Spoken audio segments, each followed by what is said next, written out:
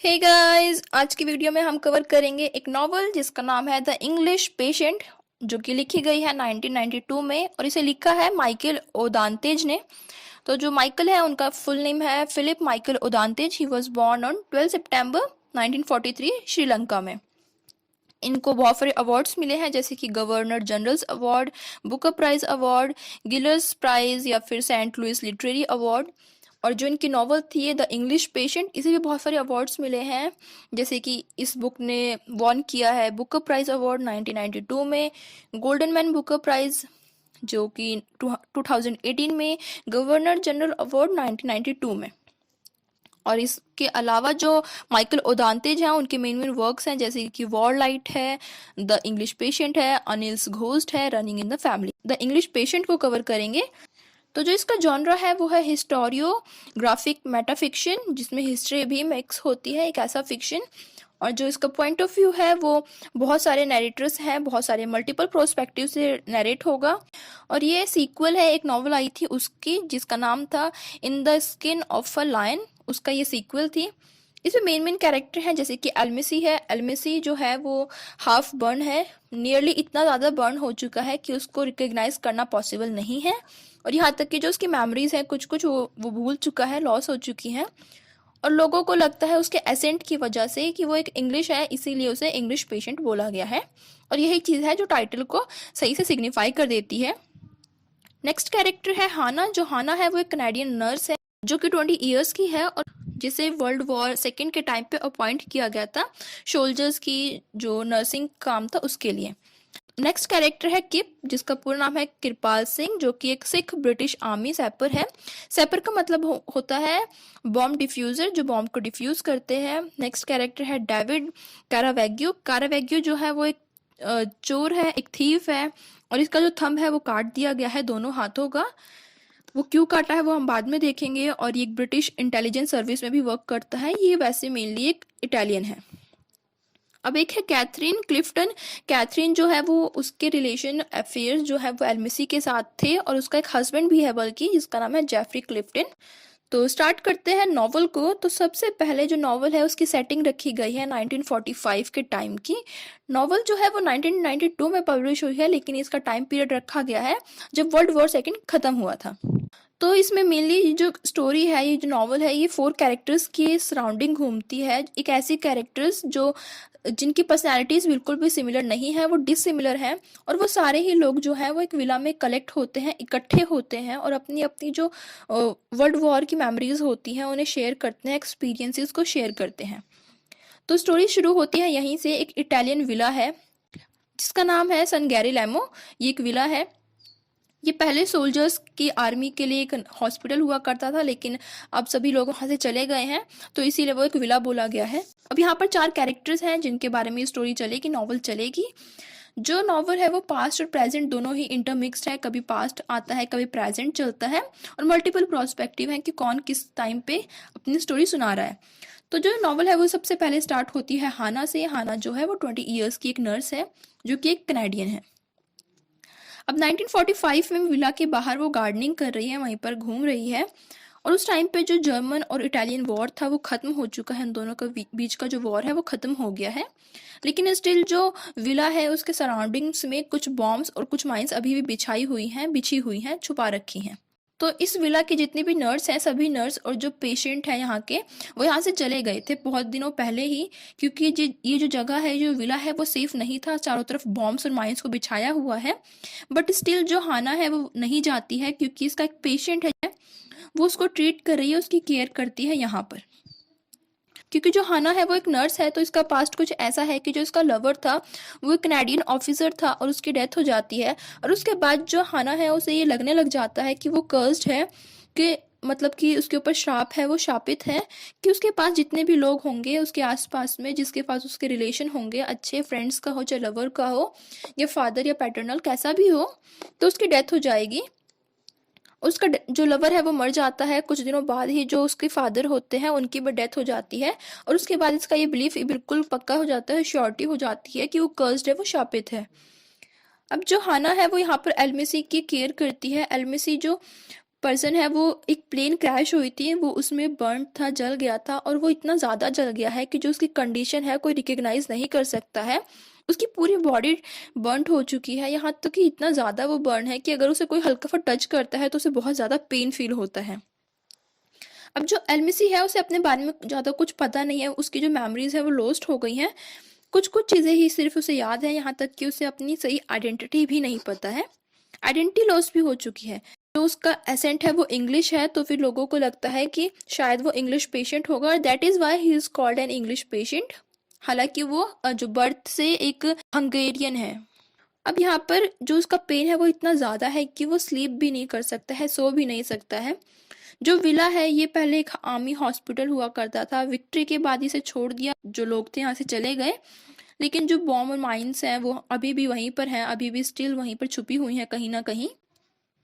तो जो हना है वो एलमेसी को नहीं छोड़ती है, उसकी कंडीशन इतनी ज़्यादा क्रिटिकल होती है, वो उसके बाद भी उसे छोड़कर नहीं जाती है। यहाँ तक कि जो विला है वो उसके लिए अनसेफ है, वो फिर भी नहीं जाती है। अब यहाँ पर एक नया पर्सन आता है जिसका नाम डेविड कार्वेग्यू है। तो जो डेविड है उसकी बॉडी पर बैंडेजेस बंधी हुई हैं, वो यहाँ पर आता है। वो हना का एक फ्रेंड भी है। तो वो हना को विला छोड़ने के लिए बोलता है, इंसिस्ट करता है, क्योंकि यहाँ पर बॉम्ब्स और माइंस बिछी हुई हैं और जिसकी वजह से जो विला है वो अनसेफ एरिया है उसके लिए। बट स्टिल जो हना है वो जाने से मना कर देती है, रिफ्यूज़ कर देती है और वो यहाँ पर रहकर एलमिसी की ही केयर करने को प्रेफरेंस देती है। जो डेविड और जो हना है वो गार्डन में टहलने के लिए जाते हैं। तो जब वहाँ पर जो हना है वो डेविड कार्वेग्यू के बैंडेजेस को चेंज करती है तो वो देखती है कि उसके जो दोनों हाथों के थंब है उसे किसी ने काट दिया है। जो कार्वेग्यू है वो बताता है कि ऐसा कैसे हुआ है, तो वो बताता है कि जर्मन नर्स थी जिसे बुलाया गया था और वो नर्स उसके दोनों हाथों को ही काट देती है अगर सडनली वहाँ पे एलिस के आने की आवाज़ ना आती। और उसके रिस्पॉन्स में उसने सिर्फ उसके अंगूठे ही काटे हैं, थंब ही काटे हैं। अब जो हना है कुछ टाइम बाद लाइब्रेरी में पियानो बजा रही होती है और बाहर रेन हो रही है, बारिश हो रही है। और थोड़ी ही देर बाद जो कार्वेग्यू है वो वापस आता है और देखता है कि जो किचन में हना के साथ दो सोल्जर्स भी हैं। जो हना है वो सैंडविच बना रही है और जो दो सोल्जर है वो वहीं पर है। उनमें से एक सोल्जर का नाम किप है, किप मतलब कि किरपाल सिंह, जो कि एक सिख ब्रिटिश आर्मी में है। और एक ब्रिटिश सैपर है, मतलब कि जो बॉम्ब डिफ्यूज करते हैं वो है। वो यहाँ पर विला में आया है ताकि वो नियर बाय के जो बॉम्ब्स बिछाए गए थे वर्ल्ड वॉर के टाइम पे, वो उन बॉम्ब्स को, माइंस को ढूंढ सके, उन्हें डिफ्यूज कर सके, माइंस को डिमाइंस कर सके। अब जो किप है वो गार्डन में ही अपना टेंट लगा लेता है, अपना शिविर से लगा लेता है, वहीं पर रहने लग जाता है। अब एक दिन वो नहा रहा होता है और हाना उसे देख रही होती है, तो ये सिंपली सजेस्ट करता है कि जो हाना है वो किप की तरफ कहीं ना कहीं अटैच हो रही है, अट्रैक्ट हो रही है। अब जो किप है वो विला के चारों तरफ देखता है और नॉर्थ के साइड में एक बड़ी सी माइंस को ढूंढ लेता है, डिस्कवर कर लेता है, जहाँ पर बॉम्ब्स बिछाए होते हैं। और वो हाना की हेल्प से उन माइंस को डिमाइन कर देता है, बॉम्ब को डिफ्यूज कर देता है। और यहाँ पर जो किप है वो भी, उसे लगता है कि शायद वो भी हाना को पसंद करता है और जो दोनों है वो लवर्स बन जाते हैं, मेनली अफेयर स्टार्ट हो जाता है। अब एक दिन ऐसा होता है कि जो हाना है वो इंग्लिश पेशेंट के पास बैठी होती है। इंग्लिश पेशेंट मतलब कि जो एलमिसी है वो वहाँ पर बैठी होती है और जो इंग्लिश पेशेंट है उसे अपने पास्ट के बारे में बातें बताता है। और यहाँ से जो स्टोरी है वो प्रेजेंट से पास्ट में चली जाएगी। ये पास्ट है एलमिसी का, इंग्लिश पेशेंट का, और ये पॉइंट ऑफ व्यू भी उसी का है। वो हाना को बताता है कि 1930 में वो एक प्लान के अभियान में था, एक अभियान का एक पार्ट हुआ करता था और वहीं पर उसे एक लड़की मिलती है, एक वुमेन मिलती है जिसका नाम कैथरीन क्लिफ्टन है और उसके साथ उसके रिलेशन स्टार्ट हो जाते हैं। हालांकि जो कैथरीन है वो ऑलरेडी मैरिड थी, उसके जो हस्बैंड है उसका नाम जोफ्री क्लिफ्टन है। तो जो कैथरीन है वो चाहती थी कि जो उसका हस्बैंड है जोफ्री, उसे इसी के जो अफेयर है उसके बारे में पता चल जाए कहीं और से, क्योंकि वो ये सारी चीज़ें खुद नहीं बताना चाहती थी। और धीरे धीरे जो जो इंग्लिश पेशेंट है, जो एलमिसी है, उसे फिजिकली असॉल्ट करने लग जाती है, वो यहाँ तक कि फिजिकल वायलेंस भी करती है। लेकिन इन सब के बाद भी जो इंग्लिश पेशेंट है वो अफेयर को कंटिन्यू रखता है और जो कैथरीन है वो लास्ट में फ्रस्ट्रेटेड होकर उसे छोड़ देती है। यहाँ पर अफेयर एंड हो चुका है, लेकिन जो जॉफरी है उसे पता चलता है कि उसके अफेयर हैं, हालांकि खत्म हो गया है लेकिन उसे लगता है कि अभी भी है। तो वो एक सुसाइड मर्डर प्लान करता है कि वो मर्डर भी करेगा और सुसाइड भी करेगा, कि वो एक प्लेन को क्रैश कर देगा। उस प्लेन में उसकी वाइफ, वो और जो इंग्लिश पेशेंट मतलब कि जो एलमिसी है वो भी रहेंगे और वो उसे क्रैश कर देगा। और वो ऐसा ही करता है, बट जो प्लान है वो क्रैश हो जाता है और इसमें जो जॉफरी और उसकी जो वाइफ कैथरीन है, सिर्फ वही दो मरते हैं, उन्हीं की डेथ होती है और जो इंग्लिश पेशेंट है मतलब कि जो एलमिसी है वो बच जाता है।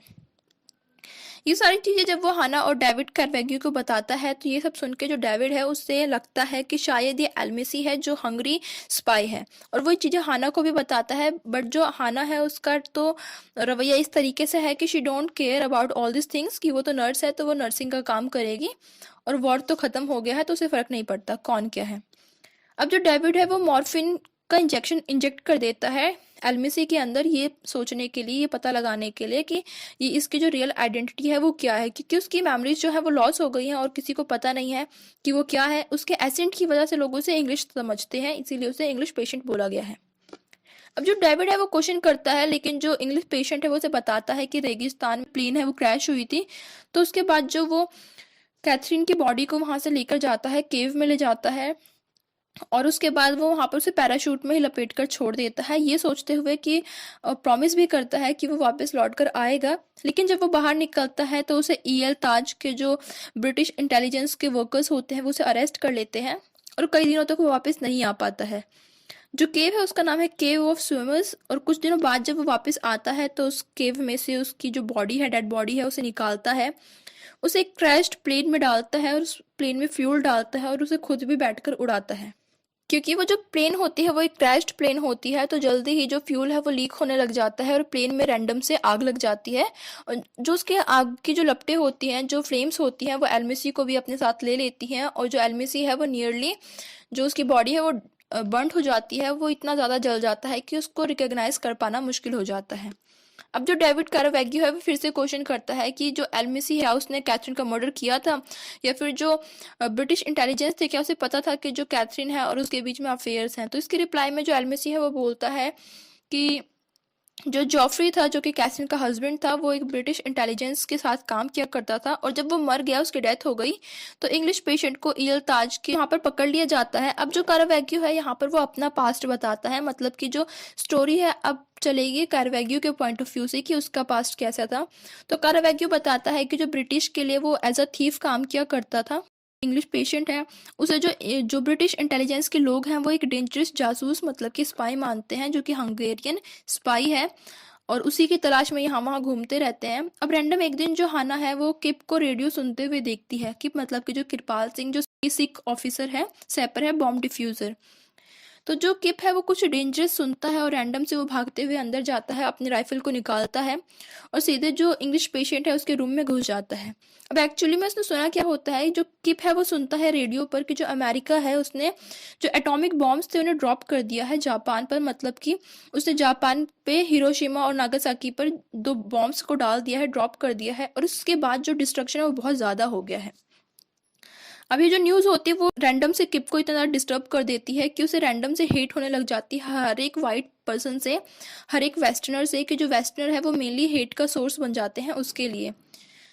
तो वो उन सभी लोगों से नफरत करता है, और इसीलिए जो इंग्लिश पेशेंट जिसे बोला गया है वो उसके पास जाता है, क्योंकि उसके एसेंट से लगता है कि वो भी एक इंग्लिश है, मतलब कि एक वेस्टर्नर है। उसके पास जाता है, वो उसे धमकियां देता है, इवन वो उसे मारने की भी धमकी देता है, क्योंकि जो इंग्लिश पेशेंट है वो एक रिप्रेजेंटेटिव है वेस्ट का। लेकिन जो इंग्लिश पेशेंट है वो खुद ही किप को बोलता है, उसके लिए बेग करता है कि वो उसको मार दे, लेकिन यहाँ से जो किप है वो उसे मारता नहीं है, बल्कि हमेशा के लिए विला छोड़ देता है। वो विला छोड़ देता है, प्लस जो हाना के साथ उसके रिलेशन होते हैं वो उसे भी छोड़ देता है, क्योंकि जो हाना है वो भी सिम्बलाइज करती है, रिप्रेजेंटेटिव है वेस्ट का, और अब उसे हर एक चीज़ से नफरत है, हर एक चीज़ को वो हेट करता है जो कि वेस्ट को रिप्रेजेंट करती है। और जो नॉवल है वो एंड होती है इसके साथ कि कुछ सालों बाद जो है, जो किप है वो इंडिया में रह रहा है उसकी अपनी वाइफ के साथ, और उसके 2 बच्चे भी हैं, वो हैप्पीली वहाँ पर है।